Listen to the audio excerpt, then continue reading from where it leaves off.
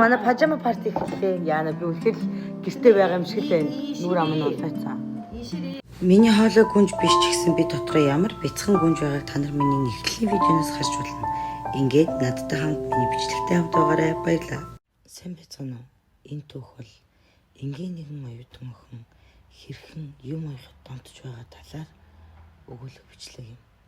Таач бас түүнийг хэрхэн нэг малгай оёхын тулд 3-7 хоног өдөр шөнөгүй яаж хичээснийг одоо энэ түүхээс харах болно. Хамт байгаарай. Баярлалаа. Энэ түүх нь 5 дахь өдөр болгон Монгол ээж нар цуглаж хамт байдаг цугларалтнаас эхэлсэн юм.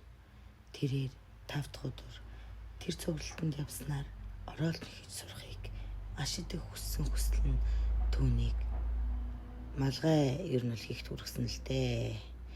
Би яг гоё нөгөө нэг ютубээр бичлэг үздэг охтууд шиг ингээд гоё аним ярьдаг охтууд шиг юм гоё үлгэр шиг ярий гэж бодсон ч би угаасаа чадахгүй мэн үү.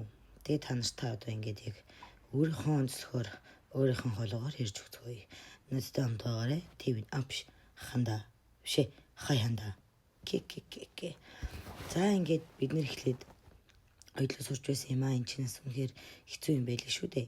Тэгэл нэг хөвөл болгоод за тэгэл энэ улууцаараа оролтоо ийё гэж маш их хүсэж байсан боловч гинтл би яагаад 100 сарын баяраар Крисмсийн баяраар би бат малгай ойж болохгүй юм гэсэн миний шунах хүслээс эхэлсэн юм.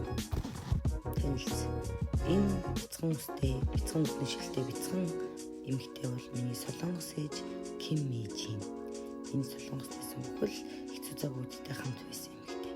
Энэ хоёроо мөн олон монгол эмэгтэйчүүдэд, монгол гэр бүлүүдэд, монгол оюутнуудад тусалдаг эмэгтэй. Энэ эмэгтэй анх цүнхэн ихэд биднийг энэ ойдлын хөл талаад хөл алтгахад хүргэсэн юм да.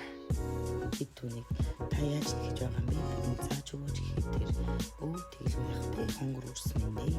Та нар мэдлэг оролт нэг сурах хэрэгтэй гэдэл бидний хос зүй бариулаад л ингэж суулгаад би тэр оролтноос малгайны сэтлийг төрсөн юм. Түүний цаан зогсох божмор эмэгтэй бол нэмэгч. Тэрийг аминаг бяцхан охины ээж тэр үнхээр бяцхан ээжтэй бисэнд болдог эмэгтэй байгаа.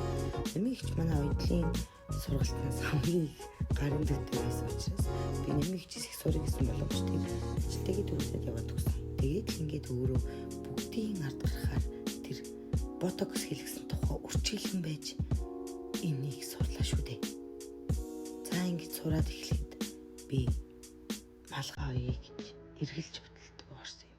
Одоо та нарыг намайг ингэж амьд ядгатай яриад ирэхээр энэ одоо малгайгаа хизээ оёх юм бэ гэж бодож байна. Удахгүй оёх чинь заяа та нар 50 байна. За тэгэхээр штэ энэ бол миний малгайгаа ойж эхэлсэн яг 3 дахь одоо хөвөлтийн хэсэг явж байна.